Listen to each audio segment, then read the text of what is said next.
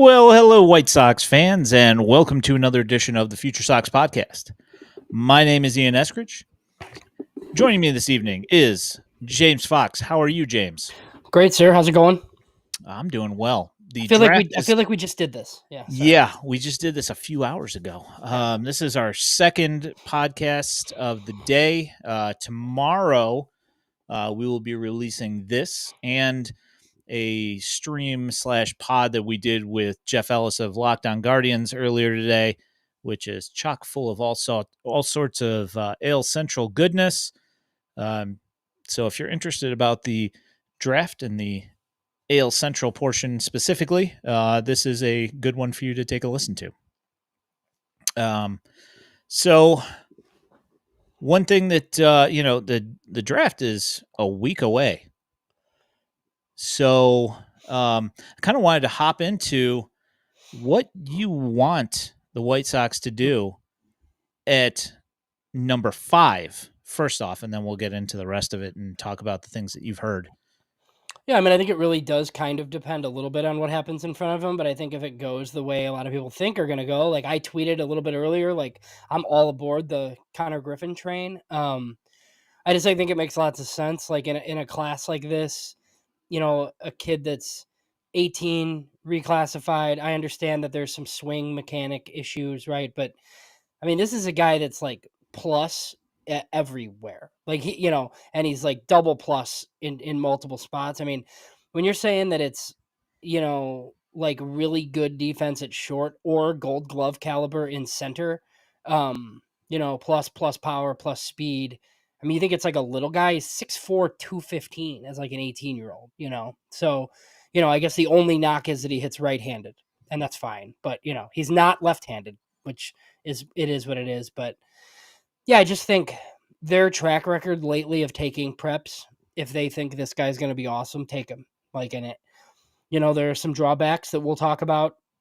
Once they take him, we won't immediately get to see him. That's one of those things that's kind of annoying, but I mean, it is what it is. So yeah, I think while it's what I want them to do, I also think it's very highly possible. Somebody that's not supposed to be there could be there next Sunday, and we're sitting here talking about Travis Bazzana, the Chicago White Sox, and I don't think we'd be upset, but if those things that we think are going to happen, and our choices are the guys we think it's going to be, like, I hope they go Connor Griffin. Yeah, I'm kind of right there with you. Obviously, besides the standout tools that he possesses, if you have not heard it, there is an interview with Jim Callis where he is interviewed. He interviews Connor Griffin, and if you've not heard it, I would say it's probably likely that if you hear this, you're going to be like, okay, yeah, that's my guy, because the kid is highly motivated and he seems like a fantastic human. It's hard to root for him. So, although apparently, yeah, you have somebody that says no. Yeah, well, I know, like, there are people that don't like taking prep guys. I mean, if you just like look at a top 100 list, like half of them were high school picks. So it's generally like the way I would go. I mean, obviously, like if you're picking 1, 2, 3 in a class where there's like loaded with college players, like, yeah, I mean, then it's, it's kind of like a no-brainer to take one of those guys. I don't think this is one of those classes. I think, like if JJ Weatherholt doesn't go 1 and he's on the board at 5 and that's the pick, like I'll be totally fine with that. I think if Jack Caglione is on the board, they very well may take him. We've talked about how we would have some concerns about that. But look, I think I think a lot of people think he's just like one of the best players in the class and he transcends it, like even as a first baseman. Right. So, so I think, either of those two guys like wouldn't surprise me. And then I've just kind of thought that Condon and Bazzana like weren't even options, but who knows? Like we get to the day of and you just never know, because it's all about money, as we've talked about. Yeah, I'd say that if we got to number 5 and Travis Bazzana was there and we took him, I'd be ecstatic, because you and I had the talk, I don't know, in January or so, and you're like, oh yeah, he's going 1 overall. There's no way he's going to be there at 5. But yeah. Yeah, if he ends up being there at 5 and the White Sox take him, I will be absolutely stoked. That said, Yeah. I like Connor Gray a lot. Well, even like some of the stuff we heard from Jeff today, just about like he like is trying to put like an entire country on his shoulders, and obviously listen to that episode tomorrow. But there's like a whole bunch of that stuff in there. You'll get the vibe from him that, I think Cleveland fans would just prefer them to take Travis Bazzana at 1 and pay him because they think he's the best guy. I think there are some people though that think JJ Weatherholt's really close to Travis Bazzana. Weatherholt was preseason number 1, like for this draft, and hurt himself twice. So I get it, right? It's not as much power. He might be able to play short. Bazzana can't. But yeah, I mean, at this point, like, it seems like it'll be one of those two guys, unless there's a big surprise. I know Joe Doyle told us Chase Burns, so who knows, right? Like, so yeah, I don't know. It's crazy. I mean, so there's like a question here for like that Lil Luch. Is that how you say it? Lil Luch? Luch? Probably Luch. Lil Luch. Sorry. Yeah. So we're picking 5 in a class with 5. Who are the 5 elite college hitters? Because, like, to me, like, I think there's a high likelihood that Weatherholt, Bazzana, Condon, and Cags are all gone. I think there's 4 really good college hitters.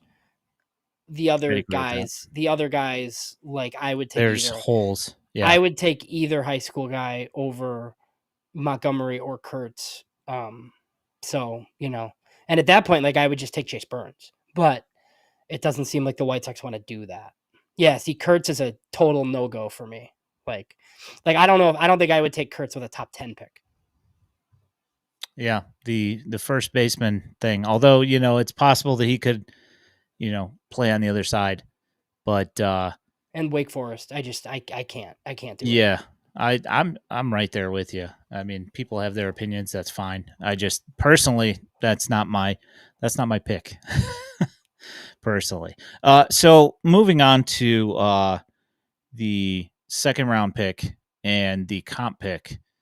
What is your thoughts on where the White Sox are headed, and do you have names in particular that you're watching?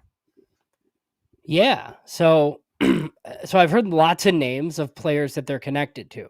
Now the issue is at 43, that pick is worth like almost $2.2 million, right?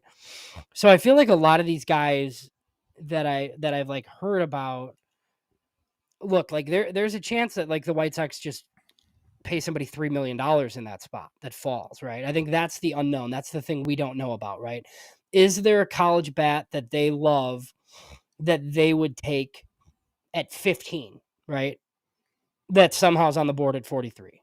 And I know they don't have the 15th pick. I'm just saying, like, if they had a pick in that range, like there's a guy they'd feel comfortable taking, right? I'm sure there are a couple of players like that. Like one of them could get to 43. It could be an absolute no brainer. And like all of a sudden we just like take a guy and we're talking about him, right? But it's probably not a name I've heard. So like I've heard a lot of prep arms. Obviously they've gone to like every Ryan Sloan start at York High School. I think I don't think they can get him to 43, and I don't think they can pay him. My guess is Ryan, and I don't know this. I don't know anybody who knows Ryan Sloan, but I would think that's minimum $4 million probably. And I don't think they can swing that unless they save a ton at 5. Joey Oki out of Ankeny, Iowa. It's near Des Moines. He was on their area codes team. So spoiler alert, like I have a 5-round mock draft coming out Tuesday. He's in it. He's one of the guys. Boston Bateman is a giant lefty, 6'8" lefty out of California. They've had some interest in him. Levi Sterling is he's a righty from California. Owen Hall is a right-hander from a prep guy from Oklahoma who was on their area codes team as well. And then, Tomas Volunchis, who's a lefty out of Kentucky. That's the guy that Joe Doyle told us about, but they've like kind of been on him too. And then Blake Larson is really interesting. He's probably like a 3rd rounder. But it's weird because like these guys just go to school if they don't get paid, right? So Blake Larson's another like interesting lefty who was shocker an Iowa prep kid, and he pitched at IMG Academy in Florida this year. So Blake Larson somewhere would not surprise me at all. They love their Midwest guys. He's like another Midwest guy. Now look, I've heard college names. Connor Foley of Indiana. It's funny because it's Indiana and it's Mike Shirley. Thatcher Hurd of LSU is really bad this year. He's pitching on the Cape right now, trying to, just like show scouts. So he came out of California high school 3 years ago. The Sox were really interested. He went to school. He went to UCLA for a year. Didn't work out. Went to LSU the last two, and just, command and control, not good. But if they found a way to draft Thatcher Hurd round 4, round 5, I would not be surprised by that. And then an interesting one, Cade Obermueller. He's like a redshirt sophomore out of Iowa, who they have a lot of interest in, but like he's really down the board, like on sites, right? So he's like, I think at Baseball America, he's like in the 200s or 300s. But I mean, the issue is like as a sophomore, like you'd have to really pay him. So I feel like that's like a weird one to me. Like they like him, but I feel like he'd rather go back to Iowa than do that. And then look on the high school position player side, I put JD Dix of Whitefish Bay in my last mock. Like I'd heard some PJ Morlando, scares me a little bit just because, big power guy out of South Carolina, but not sure on a position there. Lots of Ks. And then look, some of the college guys that I've heard, like don't really fit at 43 at all. So look, that doesn't mean like I don't know everything. Like these are just names I have. So I'm you sure don't know what's going to be available either. At yeah, the time, like I'm sure there's college guys that they like, right? But Peyton Stovall they really liked out of high school. He's a second baseman at Arkansas. Cole Mathis, I believe, is a first baseman out of College of Charleston. Cole Messina is a catcher out of South Carolina. So there's multiple catchers. They like taking catchers. So I heard that isn't Messina's? He's a little bit higher. I've seen him like go mocked in the first round. Haven't I? I don't know. Sure. So there's like 4 catchers that are like first round picks. I don't believe he's one of them because he's like a guy ranked in the 70s most places. Okay. But I mean, he might be catcher number 5, and if 4 of them go in the first round, like he could move up the board. Colby Shelton is a college shortstop from Florida. Josh Kason's another catcher from Nebraska. And then outfielder Carter Matheson of Indiana. I would not be surprised if he ends up on the White Sox, but he's a later, like he's, 7, 8, 9, 10, something like that. But yeah, so just to like their first round pick is like 7,763,000. Their second round pick is 2,172,000. Their other second is 1.1. And then their pick at 78 is 996. So I mean, like that could even be $1 million player if they play their bonus pool right. And if it's Connor Griffin, my thought is that they'll save a little bit. So they'll have some money to play with.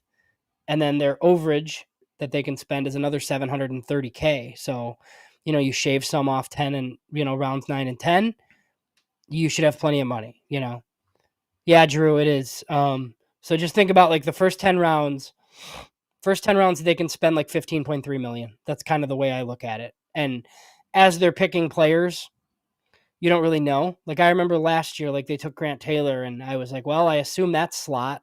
I didn't know that Jacob Gonzalez was going to be under. You get to Keener. That seems like slot, right?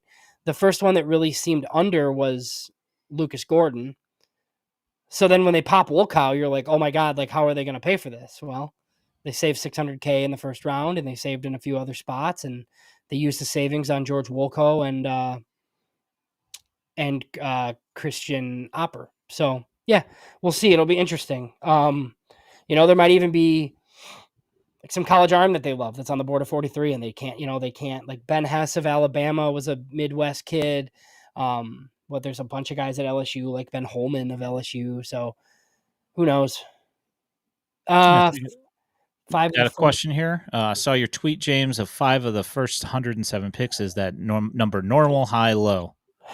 It's normal if you have a comp pick and you pick like in the top 5 or so. So like it's not normal for the White Sox because they have an extra pick this year because they traded for the Mariners second. So they would pick 5th overall in round 1 at 5, 4th overall in round 2, which is at 43, 4th overall in round 3, which is 78, 4th overall in round 4, which is 107. But then you also add in pick 68 that they got from the Mariners, and that's how they have 5 of the first 107. They also have 6 of the first 140 if you want to keep going. But I mean, it's just they have an extra pick this year, which is helpful.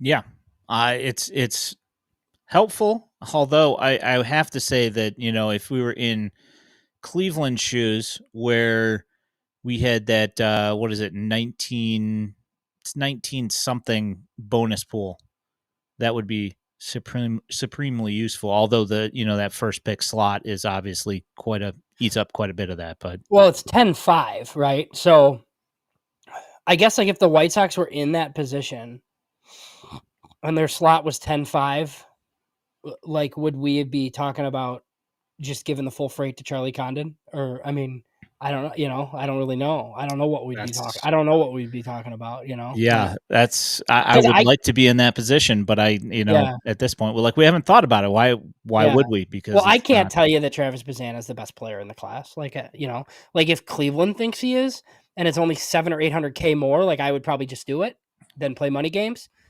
But like, I don't know. Like, I don't know who the best player in the class is. There's questions about Charlie Condon too, about where he's going to play, about the baseballs they're using, about the bats they're using, about Georgia. Like, there's all sorts of questions. So that's why this whole thing is going to be fascinating to me, just to see like where guys end up. Yeah. Also, if you are, interested, we talked to Jeff Ellis earlier today, and he gave us a spreadsheet. And have you had a chance to look at that spreadsheet and looked at this batted ball data Yeah, I looked yet over at it. all? It is insane. It's pretty interesting Well, stuff. and I think from your background, like you know way more about this than I do, just being on like the prep scene, like seeing what some of these kids are using, seeing the impact that like some of these bats are having. And the whole thing to me, and I didn't mean to cut you off, but like if I were a decision maker, this would scare the hell out of me, this type of stuff. Like, cause like, I know you watch the College World Series and it's cool. And you got guys like JJ Cooper, who like, I really respect, like he's the top guy at Baseball America. Right. And he's raving over the EVs and stuff. Right. And I was a little bit skeptical of that. And I think you kind of, you didn't push back, but you told me like, no, it's still like important data. Right. But I just don't know that I don't know what it means. Like, I just don't. Like, does that mean it's going to translate to wood? Like, I don't know how you would know that. Well, it's not an exact science, but the pro ball versus the college ball, the average like extra feet it goes, it's going to go like an extra, like 7 feet on the same exit velocity, but then if you're using wood, obviously it drops a little bit. So you're kind of just shifting where that extra is coming from. The pro ball is going to go a little bit farther, but you're losing some. So it's an interesting thing. So trying to judge what you're looking at in the college game and even in the high school game, like the exit velocities are coming strictly from the baseball using the same bats, is like 3 or 4 miles per hour lower than the pro baseball. So it's like, who knows, so it's hard. It's a tricky thing. So, well, we talked a lot with Jeff too about the Cape and just the Northwoods League, all these leagues. Like the White Sox are notorious for, I can't remember the last guy they drafted that I wrote up or read about after that was like, this guy sucked with wood. They don't take many guys like that. It's usually guys that have had success in wood bat leagues. And they're big. It's always like we're going to see a guy drafted in the 11th or 12th by the White Sox that's like, this guy was a demon on the Cape. It's just every year, it's something. And Brooks Baldwin was one of those guys. Like it was like he was unbelievable on the Cape, and he won. I don't even know what that the Colonial Conference or whatever he was in. Yeah, I mean, it's this stuff's crazy, but there's diamonds in the rough to be found, like for sure. Yeah. Question here from Ron, a few minutes behind. Could Blake Burke be an option for their second or third pick? So, first baseman, Tennessee. I mean, the White Sox are. I mean, I would like to say they're probably in the market. Just just a guess. But I looking at his numbers. There's high chase rate, so. The bat to ball thing is and the plate discipline is a question. But there's some power there, and I would say all those Tennessee guys look, anybody could be in play at 43. I just don't have a ton of names. I have more names than I typically do, just from kind of talking to people about like who they've been on, but like that also doesn't mean that they don't have some other guys that I don't know about higher. Like that's why this thing's interesting. So I like tackling it after. If I get one name in one of these mocks, like I'm always excited. Like the one year I nailed Sean Burke, I was like, yes, I got one. It is what it is. So, yeah, but the one thing, like, I will say, like, I'm curious to hear Mike Shirley talk this week just to see if he says anything. Because I'm curious about like them having the extra pick. He always talks about like the arms race, like he always wants pitchers and he likes high spin guys, and he kind of has a type. And we're 4 years in now. Yes. But I mean, the system really does need power. So I wonder if it's going to be a focus at any point, like, hey, like get the power hitter. Now, obviously, they took a massive high school power hitter last year in the 7th round that's coming into his own.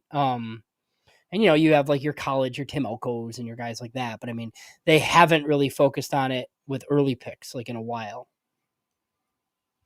Yeah, I mean, although you could say that Jacob Gonzalez, 20-ish home runs and coming from a College World Series winner kind of fits that same mold of, someone along the lines of the Burke pick. If that was to be made, you're looking for some sort of and this is something that I feel like they've focused on a lot as of the last couple of years, is picking guys that have won in college and are generally regarded as leaders at their school. I think that that's been kind of a focus for them in the some of the drafts. I mean, you look at Elko and Harris and Jacob Gonzalez from Ole Miss. It's like they've got kind of something that they're looking for, and who knows? Yeah, we'll see. I mean, even Grant Taylor like came from a family of athletes. There's like 4 boys. You're just like constantly competing, that sort of thing, So it's definitely something that Mike Shirley looks at. I'll tell you, like I hear these names and I go to do like a 5-round mock, just looking at stuff, and it's often leadership qualities, high baseball IQ, makeup, multi-sport athlete in high school, lots of football, backgrounds, like stuff like that. It's not bad. Like I coach high school football. Like we preach playing everything. I mean, instead of specializing. And look, sometimes you specialize and you get Bryce Harper. Like it's fine, right? But guys benefit from playing a whole bunch of stuff and just competing with other kids. Yeah, no, 100% agree with that. We've run through this in my household, trying to figure out like what we want to do. And, my kid wants to wrestle and play football as well. And I'm all for it. I mean, besides the fact that, injuries scare me to death. But I mean, other than that, like Wrestling's good for everybody. It really is. It's just I mean, what a sport that just absolutely kicks your ass. It's just brutal. Yeah. So I wanted to. Are you good on the draft? Do you have anything else that you wanna talk about here? I think so. I mean, we're gonna go live obviously next weekend. Like, do you think your realistic best case scenario is similar? Are we gonna be the same on this? Like, we want Connor Griffin, right? It seems like I just think the chance at upside, like there's a bus factor, but there's a bus factor with college guys too. I just like taking the swing when you're picking this high. Like I have no interest in going safe. I don't think the scouting director does either, which is why last year was so puzzling. I didn't hate Jacob Gonzalez, but looking back on it, there's some guys I really liked. Cole Emerson, Aiden Miller. Like I'm not trying to pat myself on the back here, but it's like, you got a whole bunch of prep guys from that class like littered on top 100 lists, and you decided to make the the college pick. So yeah, I mean, my point, my feeling here is that I would also like to take that swing because there is no, in the top five in general. Yeah, there's some guys who had some success in college, but there's no slam dunk, 5 guys that are absolutely amazing that everybody's, fighting over. There are 5 guys who have shown promise in college baseball. But as far as ceiling goes on any of those guys, like I don't feel like there's a ceiling that's like massively higher than where they already are. So I think I'd rather take the swing on the young guy that has stolen 85 bases in his senior year and has power and has a good glove, can play multiple up the middle positions, can throw the ball 98 miles an hour. that I'm into, and I'm willing to accept that risk. But I mean, we'll see if the White Sox are. Well, I just think like the step down in this class, right? Like as much as I just talked about JJ Weatherholt, like he gets hurt, whatever, right? Like, I mean, are you sure that JJ Weatherholt's gonna like have a better pro career than Christian Moore of Tennessee? Like, I am are you no. sure that Braden Montgomery is gonna have a better career than James Tibbs of Florida State? Like, that's what I mean. Like, I would gamble on the premium prep guy that would be highly ranked in most classes. Like if Connor Griffin went to LSU right now, like he'd probably go in a similar spot in 2 years and he'd make a lot more money probably, but because he'd be like a college guy. But yeah, I mean, and look, if it were like, I'd be fine with Rayner too. I just, like at 5, it's an interesting spot. Yeah. Well, I mean, I don't think it seems to me that Rayner's kind of faded a little bit as far as rumors that I've heard. Anything within like the top 12, 13. Like I've heard him a little bit farther back. I haven't seen him up towards the front of the draft class, in the mocks as of late. So yeah, and there's rumors on Kansas City liking the prep guys. Like Washington's done it frequently. Detroit's done it recently. So who knows, like up in there somewhere. And I'm sure we'll get multiple mocks from all the heavy hitters this week. I'm actually interested to. I like the Kylie McDaniel ones because he does like 2 rounds. So you get 3 White Sox picks in there. And that stuff is always informed speculation. Like they like these 2 guys, Live Clutch, you were there for it? just watched the NASCAR race. I was wondering if it was going to even happen earlier. Yeah, they started it like late. Oh, did they? Yeah, Yeah. was, so they I guess like the race before the big race was awesome. I don't know anything about NASCAR, but I saw people talking about how great it was. And then it was like disappointing that this one was like postponed, but I think they started. So I'm glad that I don't live in the city. So yeah. So next thing on the list here was the Future Stars game. We have found out this week that the White Sox will be sending Noah Schultz and Colson Montgomery to the Future Stars game. That's pretty exciting. Pretty happy about that. I'm, the whole Colson year so far has kind of been one of those things that's been, that had people a little bit scared due to the K rate and all that stuff. But it should be a good time. Yeah. Well, he talked this week. They got him out there to White Sox media. So, part of me wonders, and we didn't really talk about the promotions. We can in a minute. Like how much, how much of that was done to like help Colson Montgomery. Like get some guys up there with him and just see. I do think a big underrated reason for those guys being there was I didn't realize, you might have known better than me, like the lack of left-handed pitching in the AA Southern League. I guess that's not on the Barons. Like just the sheer number of at bats that Quero and Baldwin weren't getting right-handed. So they feel like they're going to get a lot more right-handed at bats in the International League. So that's helpful. But yeah, I mean, these 2 guys are obvious. Like if you look at top 30 lists, I thought Quero deserved it. But I mean, they didn't send Montgomery last year and they probably should have. So I actually had a conversation with Larry Schultz earlier this week, and I brought up Quero as well. And he said, "Oh, well, Quero played last year." And I was like, so they sent, so he went with the Angels? Yeah, he went with the Angels. So both Queros were in it last year, and then Kai that's Busch not a was rule. in it the year he could before go that. back, right? I mean, technically, I guess he could, but I think they just don't. The Cubs have 3 guys there. So I always thought it was like 2 only, but they have Ballesteros, Shaw, and somebody else too. So yeah, okay, that's interesting. So he went already. So they wanted to get Colson 1 Futures game, I feel like. Yeah, no, and absolutely. They got him, and they got him 1. And Noah Schultz inning will be marvelous, I'm sure, especially people that have never seen him before. Just to get on the soapbox for a minute, why do they play this game on Saturday night? It is like the dumbest possible time that you can have this game, right? Like, why not Monday night? We don't do anything Monday night, right? I mean, the draft is Sunday night. The draft is during the day Monday, during the day Tuesday. All-Star game is Tuesday or Wednesday? When's the Derby? It's the Major League one. Yeah, is that Monday?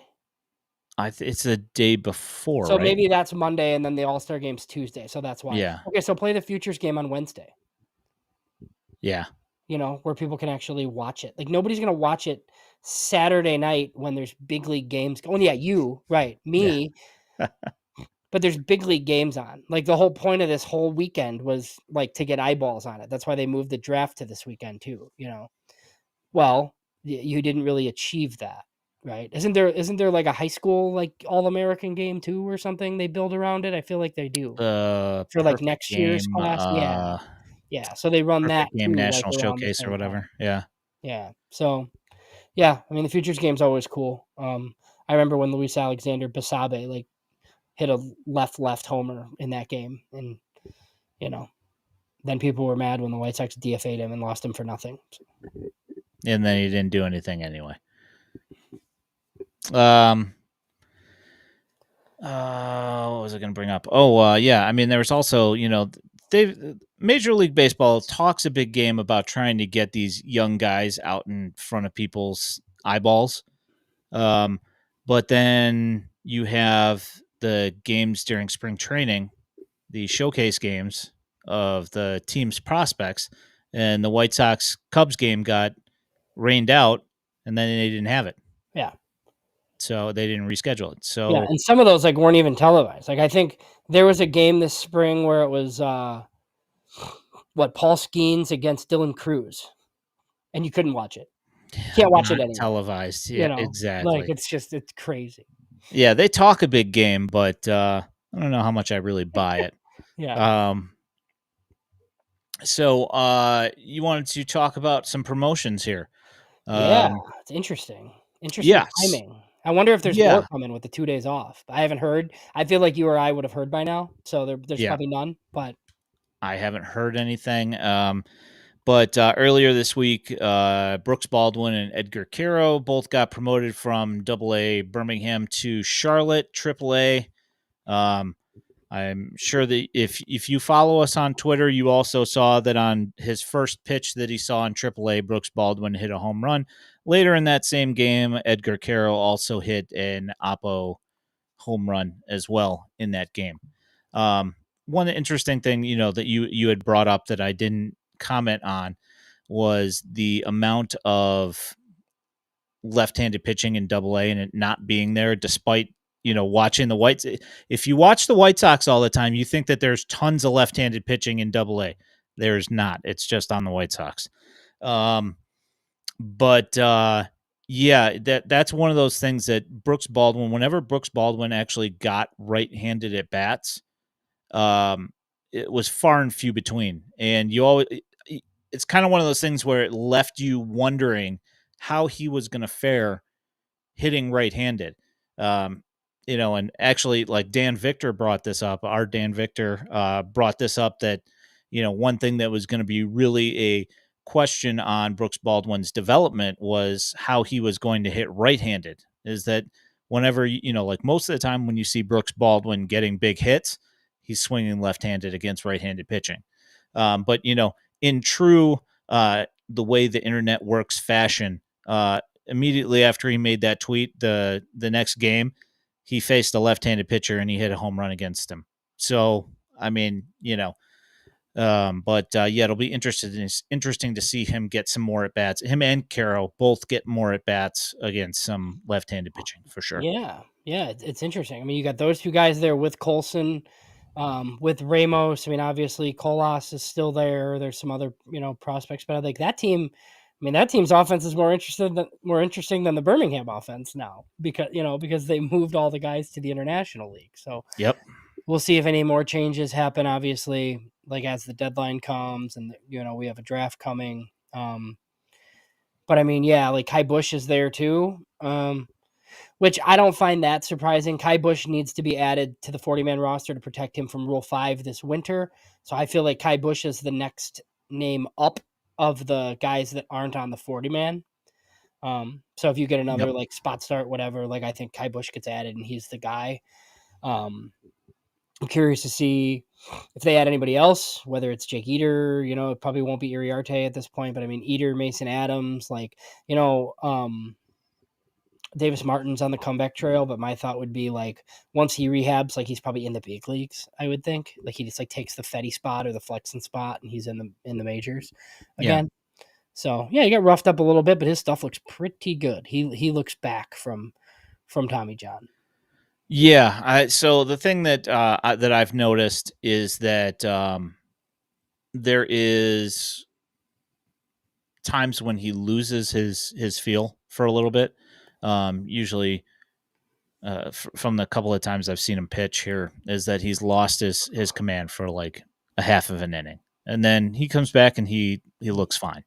So it's kind of one of those things where it's probably just going to take him some time to get back into the swing of things here. Yeah, coming back from Tommy John's hard. I mean, we're seeing it with Grant Taylor.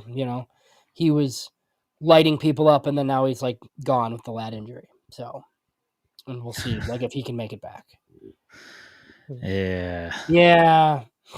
So I'm going to the Saturday and Sunday Pirates games because I don't know. I've probably said it on here before. My wife is a Pirates fan. My in-laws are from Pittsburgh. And I'm pretty sure that's going to be a Clevenger game probably because I'm going. So we'll see. I don't get Paul Skeens either, which sucks. Clevenger was supposed to pitch yesterday in Charlotte, and the game got rained out. Yeah. And Kai Bush. Now, I have not heard this from anybody, but it's just my guess because I know that Clevenger's only going to pitch 4 innings. My guess was that Kai Bush was going to take the piggyback on that and pitch like the last 5 innings of that game. Lord willing and the creek don't rise, that he would get 5 innings in that game as his first taste for AAA. But, of course, you have the rain out, and so we'll never know. But I assume that Clevenger's probably going to get the Tuesday start in Charlotte. I would assume because he was scheduled to have another start. So my guess is then he'll start Sunday in Chicago against Pittsburgh. Possible, yeah. Yeah, right before the break. Hooray! That's what everybody wants to see right before just. Well, I mean, I'm bringing my 2 little children to that game, and I need to get home to do the live show with you, so it might not be the end of the world. Get my my s'more milkshake and get out of there in the 7th inning and be all good. Have you had one of those yet? Not yet. I heard it's awesome though. I have to do it once. I have to do it once. So yeah, no, I mean, it seems like one of those things that you would at least try once. Oh yeah, I got to do it once. If you are allergic to dairy, lactose intolerant, whatever, RIP to your stomach. You should still do it once. Yeah, you got to live, man. You got to live. You can't live in fear, Yeah. Let's see. Trey says that they'll be. If I eat it, you'll get a review. That's fine. Yeah. I could be like one of these little. Who are these? You got what? Chai Sox Mike, that's all, he's been around forever, and you have this Maddie Spagnola now who's really popular, who they eat the food and record it. I will not be doing that, but I guess I could. I don't it's not really my deal. Set up the camera and you can watch me eat it. It's kind of the one thing that I struggle with Maddie is that one of her favorite foods is chicken fingers. Yeah, it's cool because she's 14 years old. So hey, 14. She's out of high school at least. Know, I'm kidding. Anywho, so that was cool. Okay, so other promotions that happened. So interesting thing that happened. Was it Saturday? Was it Friday? I can't remember. Tommy Vail pitched, and Peyton Pallette went from his day starting. He ended up piggybacking on Vail, who just got promoted from Kannapolis. Now, because they moved him up, now they had to promote guys from the ACL up into Kannapolis to fill those Tommy Vail innings, and they brought up a starting pitcher from the ACL, Ricardo Brizuela, and he was an international guy. I remember him. Yeah, and the thing was, he got greeted. He got greeted really rudely. Oh man, it was Yeah, I felt bad for him. And They then they sent also him. bought. I heard they sent him back to the Dominican Republic after. Oh, they No, did not. I'm Stop kidding. it. Yeah. And then Patrick Maybach, who pitched after, maybe it's Maybach. I don't know. It could be like the car. It might not be. I'm not sure. But he ended up pitching for after Brizuela was out and pitched 2 scoreless innings, and he pitched well. So for everybody that did not see the highlights of that game, Ricardo Brizuela, his first inning was pretty rough, and he gave up 7 hits and 6 runs in the first inning. I would it's safe to say that he looked like his nerves were getting to him a little bit, and he was trying to overthrow the ball. Second, third, and fourth inning were very good. And then the fifth inning, there was an absolutely atrocious call by the home plate umpire that had the entire Cannonballers team freaking out, and Pat Leland got fired out of there. Yeah. And a terrible call in low A. No way. Oh, man. Yeah, I mean, well, the thing was apparently foul by like a foot and a half, and he called it fair. And Ronnie Hernandez, the catcher, just turned around after he called it fair, just turned around and stood in his face and said, "What are you doing?" He's like, "That's foul." Anyway, I saw it didn't go well. When was the one where like George struck out on like the curveball that was like super high and he got noticeably pissed too? That was like a game recently too. Yeah, he was That not. was a ball. Yeah. There's the umpire crews in A ball this year have been pretty noticeably bad. Whether it's calling fair and foul balls, whether it's strike zones just being absolutely atrocious. It's been really hit or miss. And talking to Andrew Murphy, the play-by-play guy from Winston-Salem, he says, I don't like to openly criticize those guys on air because the thing is that they are also learning the job as they're going along. So he's like, I don't kill them too bad unless, it's something really bad. So yeah. Anywho, curious your thoughts on Ronnie Hernandez.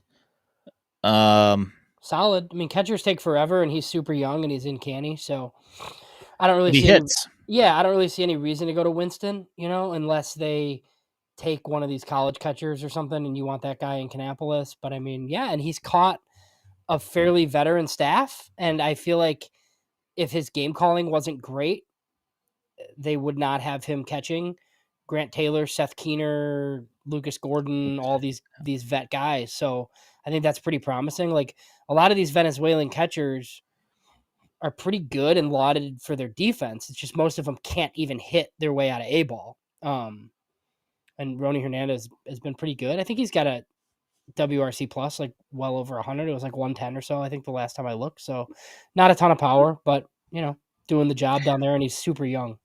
Yeah, it's weird. It's actually weird, like I'm kind of surprised on the amount of power that has not happened. Like I kind of figured that there would be more, and just for whatever reason, it just hasn't manifested yet. Not entirely sure what it is. Yeah, he's hitting 272 with a 386 OBP and a 332 slug. So yeah, so not a huge slug, but 386 OBP is pretty good. Yeah, and he's got a 121 WRC plus. So yeah, so good player. So I mean, he'll get top 30. Love. He'll be on the just missed for sure. I think after the deadline in the draft, I don't think he'll be on the top 30, but I think guys will bring him up for sure.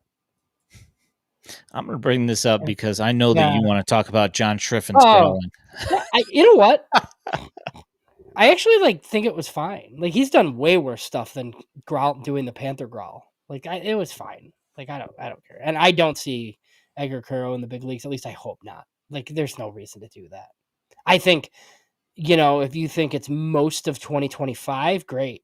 But I don't need to see him in September this year. Yeah, I think that's pushing it a little bit. This is, as mentioned earlier, that Quero is 1 for 7. And granted, the at bats haven't been terrible, but that's kind of one of those things you want to see some success out of him. Yeah. And he definitely needed to get him some at bats against some left-handed pitching as well. Well, and catching's hard enough. Like, I mean, that's why these guys take so long, because it's just,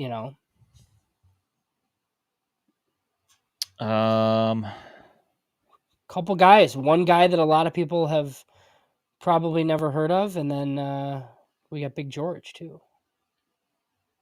As far as what? What are we doing? That we have to discuss, I thought. Oh, yeah. So, as mentioned, Tommy Vail came up and did some great things here, and I'm going to go ahead and bring up this scene right here,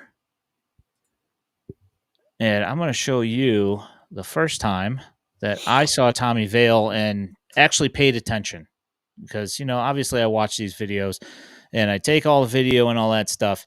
That curveball right there is just nasty. The Cannonballers and the Pelicans in this particular series, this was early May, and they were having like a knockdown drag-out series, and Tommy Vail just came in and just shoved and just punched them in the mouth and struck out a ton of guys in that outing, and that was when I started to notice. And he ended up piggybacking on Grant Taylor, and when Grant Taylor ended up getting put on the IL, they started Tommy Vail, and you've seen not 100%, domination. It's not Grant Taylor, type of stats that you're going to get out of him. But this is a guy who went to Notre Dame and then transferred to TCU and then transferred to Auburn for his final season out of college. And, the whole thing with the 2020 draft and everything kind of put him into a weird thing. He went undrafted and the White Sox signed him as a free agent right after the draft. And he looked pretty good in the ACL. And now, you're looking at a fairly useful pitcher here from, all things from what I've seen so far. You're looking at a 1.66 ERA, and he's got 66 strikeouts to 18 walks. In 38 innings pitched. Yes. Which is insane. Yeah, he's right now he's at a 18 per 9 strikeout rate. The whip well under 1, and now he's in the Winston-Salem rotation, right? Yep, just got bumped for the Friday start. I believe it was a Friday start. So that's coming up right here. Let me go ahead and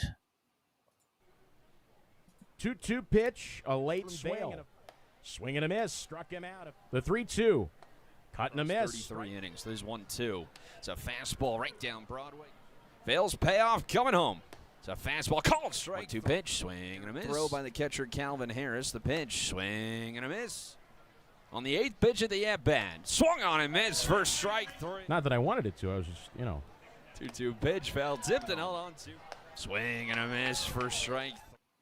That's pretty impressive.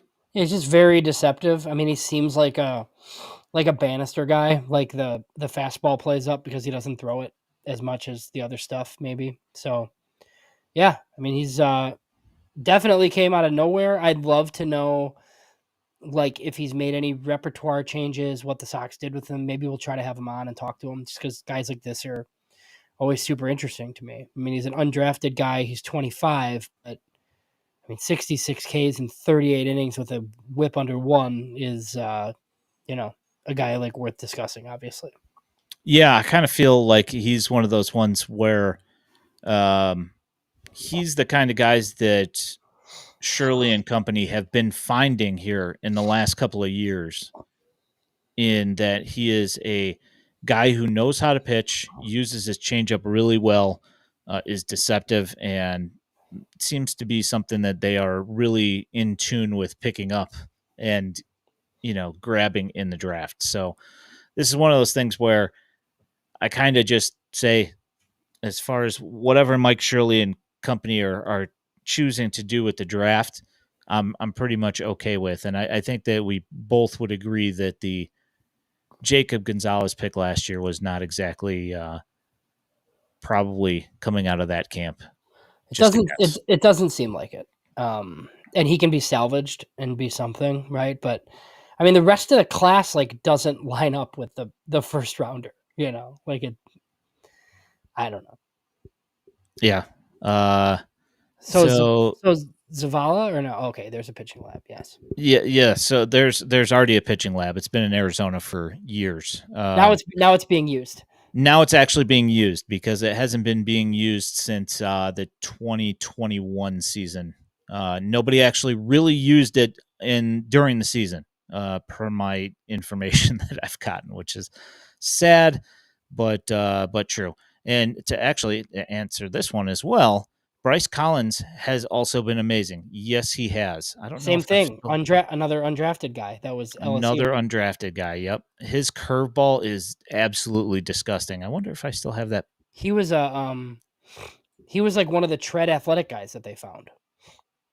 Oh, is he a tread guy? Yeah, and that's I think Brian Bannister just like has all these connections like at all these places, and I just feel like I don't know that Brian is responsible for every pitching move that they make, but you would assume that he has a hand in all of them or most of them. Yeah, I would think so. You don't hire. It's like exactly like we talked about with Jeff Ellis about the new pitching coordinator. Yeah. You don't hire a guy like that and then not allow him to run the show. No, and that's the thing. Like, if I could ask Mike Shirley one question, and hopefully I get to like after the draft happens when he takes some pitchers. Like Mike's been doing this a while. He's drafted some good pitchers. He understands the value of like finding starters. But when you have Brian Bannister in your building, like how much are you leaning on that guy? Like right now, like through this process. And I know he's probably got a lot to do, right? But I'm sure he can watch video of draft prospects if you throw him, hey, we're looking at these 10 guys, like watch these and let me know what you think. Like my guess is that's part of the gig, but I don't know that for sure. That's what I'm saying is that if you've got that guy in the building, if you're Chris Getz, you're telling him that this is a priority, and from things that I've heard is that, Brian Bannister enjoys going out and working with the younger guys and not staying centralized. So I'm almost 100% sure that that's probably something that he probably geeks out on in watching, prospect film. Yeah. So that's good. And I know Katz watched a bunch of guys in recent years. Like I know like when they took Noah Schultz, like Ethan Katz like watched him or, whatever, big league pitching coach. Like, but now you have a guy higher than the big league pitching coach, basically. Yes. So from the first time that this season that we were actually able to see him, let me go ahead and bring this thing up. From the first time that Prospects Worldwide attached us on a video to on Twitter, and we got to see that swing right there. It was pretty much one of those things where we just kind of looked at it and we said, that kid's a monster. And, of course, when he got brought up to Kannapolis, people were, and rightfully so, I guess, worried about his bat to ball skill set. But there was a visit to Kannapolis by the roving hitting instructors, and George Wolkow made some adjustments in his approach. And in the last two series, the White Sox have seen, or the Cannonballers, I suppose, have seen the rewards of the work that he's doing there. In the last two 6-game series, he is batting .429 with 18 hits, 10 singles, 1 double, 2 triples, 5 home runs, has 16 RBIs, and he has a 10 strikeout to 16 10 walk to 16 strikeout ratio. Dude is bonkers. Yeah, it's it's a 44% K rate obviously overall, but we talked about how a lot of that was like right away when he got there. 174 WRC plus as an 18-year-old in low A. He won't be 19 until January. Obviously there haven't been top 100 updates, but I told you this off air. Like if he were born in the Dominican Republic and he were a Yankees prospect, like he'd be on top 100 lists, putting up the numbers that he's putting up in low A. Like it is what it is. So top 10 in the top 100. And I think something sure. interesting that I didn't know, like when we talked to, and you might, like, I know you're like over in Wheaton and, he'd playing at Downers North. Like it seems like he reclassed, and we talked to Joe Doyle, and he had kind of like a bad body and he was awkward. Not even that he had a bad body. That's not fair, but he was like awkward. Like he's like a baby deer. Like he didn't know what he was doing. And then something clicks like in the North Woods League. And JJ Lally is really good at what he does. And I think the White Sox might have stole a guy. I mean, $1 million in round 7.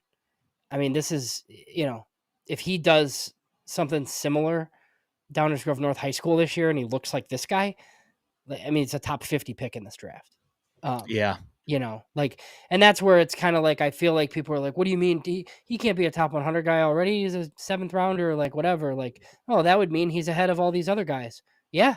He might be. Like when we go do our list, like whatever, early August, like if he's still doing this, like he's hiking way up to like near the top of that White Sox list. I mean, it is what it is. He's going to have to continue to decrease the K rate. The BABIP is unsustainable this high, but look, they're both always going to be high. He's going to be a high strikeout player, but that's okay. Like if he strikes out 35-ish% of the time, he's a top 100 prospect. And it's not even a question. Yeah, that's kind of one of the things somebody mentioned to me earlier today. They said, oh, he looks like a real 3 outcome player. And I was like, yeah, 3 outcomes are extra base hit, walk, or strikeout. Like that's it. Yeah. That's the only thing he does. Well, and that's base hits. That's the other thing. Like I will not take Adam Dunn slander of any kind. It's ridiculous. I mean, like I feel like people do is another Adam Dunn. Like if he's Adam Dunn, it's like one of the best draft picks in franchise history.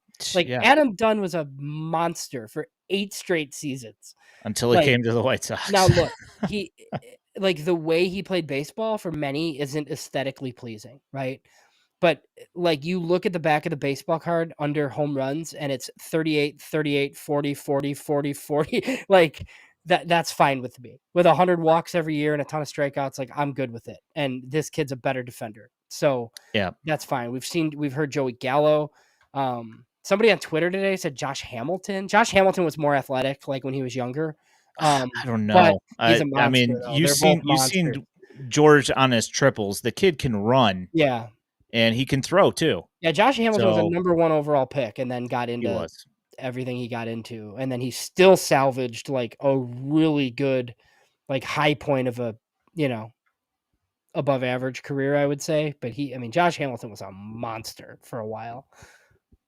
I would say that Schwarber is a bad comp because Schwarber has a much more advanced plate approach. Plus, he also went to college and, Yeah, better hitter, worse defender, similar power. But I think a lot of people kind of thought Schwarber was going to be like a better hitter. Like they didn't think he was going to be like a 3 true outcomes guy. They kind of thought he was going to hit for power. He was a catcher in Indiana. So. Yeah. So as you know, I'm a White Sox minor leagues aficionado when it comes to the gear that is being put out there. And as Danny Miller says here, I need one of those Independence Day jerseys. The Knights one was even better. I need 2. Mm-hmm. Did you happen to check out the Knights 4th of July jerseys that they had this weekend? I saw them. Yeah. Phenomenal. They're great. And yeah. And I think I was joking that they have like 35 uniforms. They can keep that one in the rotation. That one's cool. Yeah, absolutely. I was when I saw their 4th of July ones for this year, I was like, well done. Like usually I'm kind of like, it's okay, but these ones were real stinking good. Let's see here. We kind of brought this up briefly, but top 5 in the system for Wolkow. I don't know if he will be like after they have a draft and trade a couple of guys, but he's definitely in the top 10. I mean, he's got to go up higher than, like, I would have him higher than Jacob Gonzalez and Brian Ramos right now, probably, and that's just off of memory, just me thinking about it.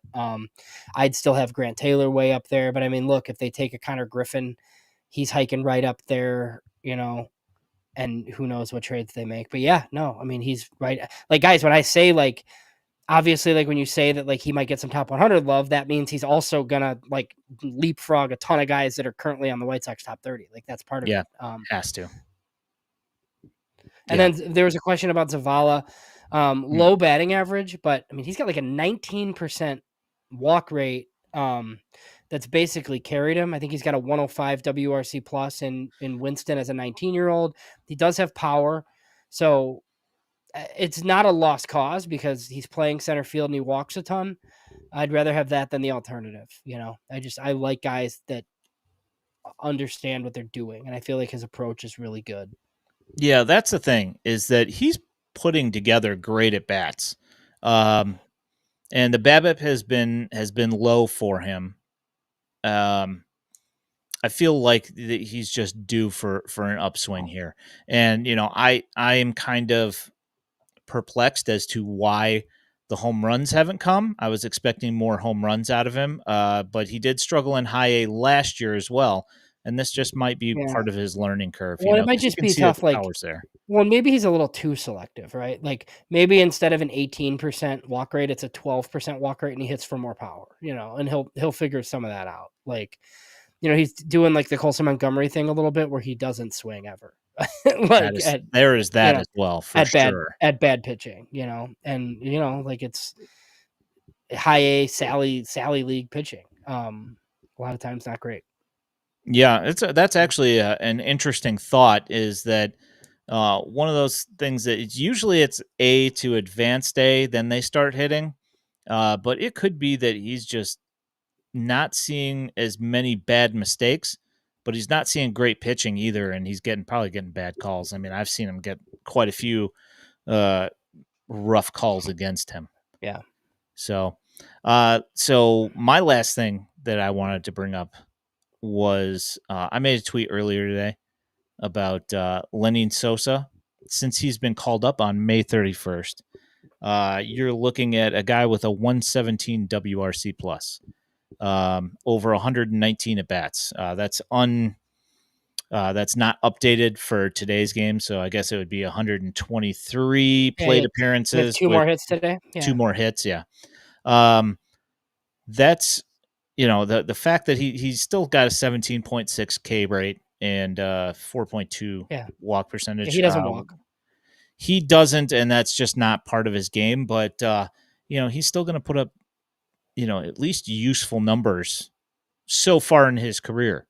Up until he got called up to the majors, and that's where he started having problems. And as we've mentioned numerous times, literally at every level since he's gotten bumped up, it takes him a while to get acclimated, and then once he does, then it's on. Yeah, I think he's earned himself at least like part of the second base discussion in 2025 to start, probably. And I think the White Sox would love for that to be Jacob Gonzalez's job at some point. But look, I mean, Brooks Baldwin might come up and take it from him. I mean, I think Brooks Baldwin can play everywhere, but it doesn't mean he can't be your second baseman, like if he's your best guy, right? So, but Lenyn Sosa will be in that mix. I mean, he's more important than the Danny Mendics of the world and your Zach Remelards and all these guys, obviously. So, yeah, I think I don't know that he's great at third. But he's been playing there quite a bit. I think second's probably more likely. But yeah, like Lenyn Sosa can hit, man. Like I was really surprised last year.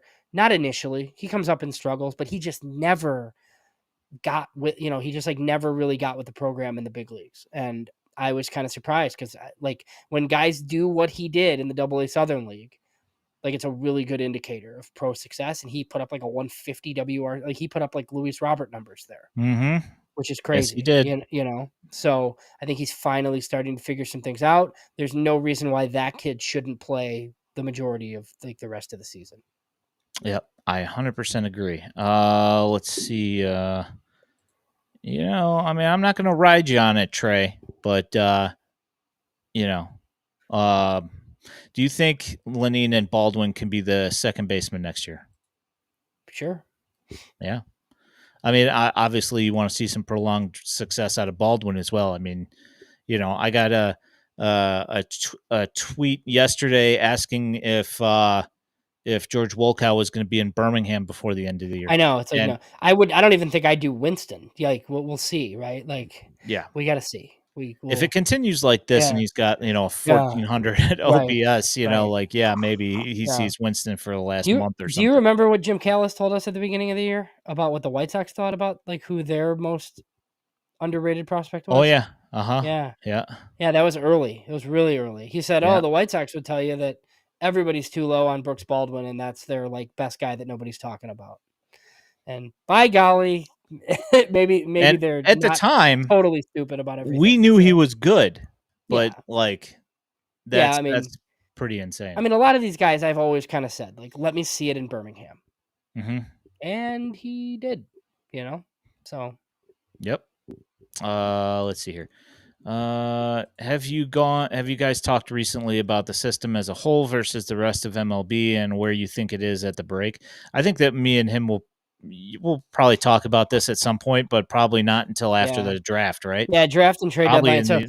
So it's really tough now. Like, I would love to do like a true mid-season top 30, but with the late draft, like, it literally pushes the trade deadline to the last 3 days of the month. So then we're dropping a mid-season top 30 list like August 15th, and it's a lot of work. So it's just kind of, so then you're doing the preseason list, and it's not that different than the one that you just did in August, but it's kind of like the only way that I know how to do it right now. But yeah, we'll look at that. I think they're like a middle of the pack system with the ability to get better. Thorpe and Cannon are both going to drop off here pretty quick, so that hurts, right? Losing Thorpe, but look, I mean, they're going to add some talent, and they got a whole draft, so we'll see. Yeah. This is, as Kevin brings up, totally understand you got a lot going on right now.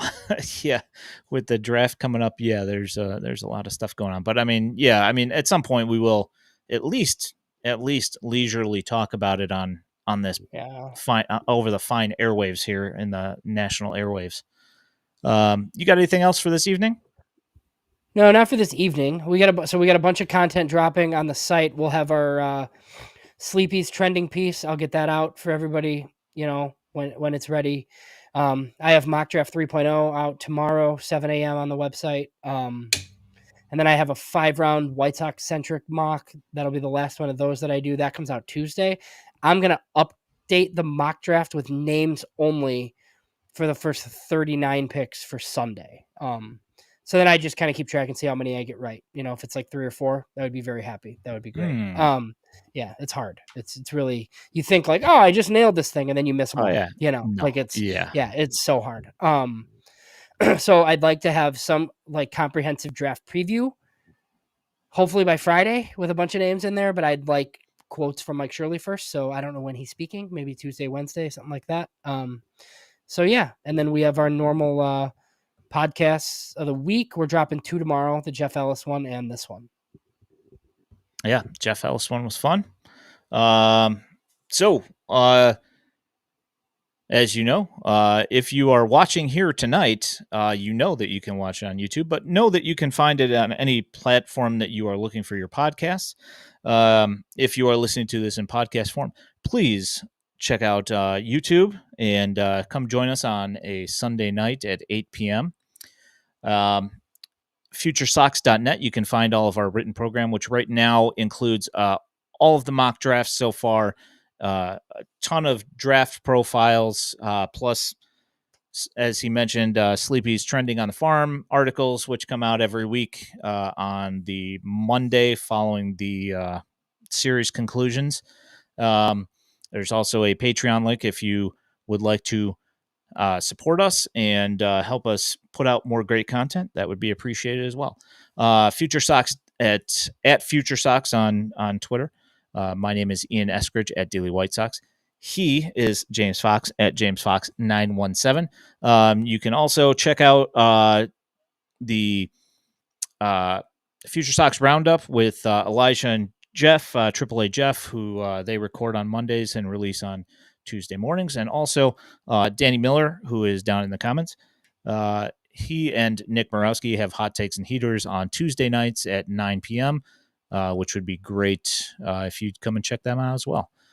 We appreciate all you guys coming and hanging out in the comments. Thanks for the questions. Thanks for driving the content. We appreciate you guys. You guys have a great time, great night, and we will catch up with you guys next week. Or please stop by the draft because we have the live draft show coming up next Sunday. So that's going to start a little bit earlier than normal. I should point that out because the draft does start earlier than our normal time. So 6 o'clock, right, James?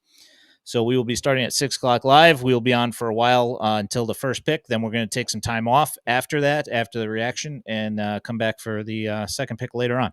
So thanks so much, guys. You guys have a great night, and we will talk to you soon. Thanks.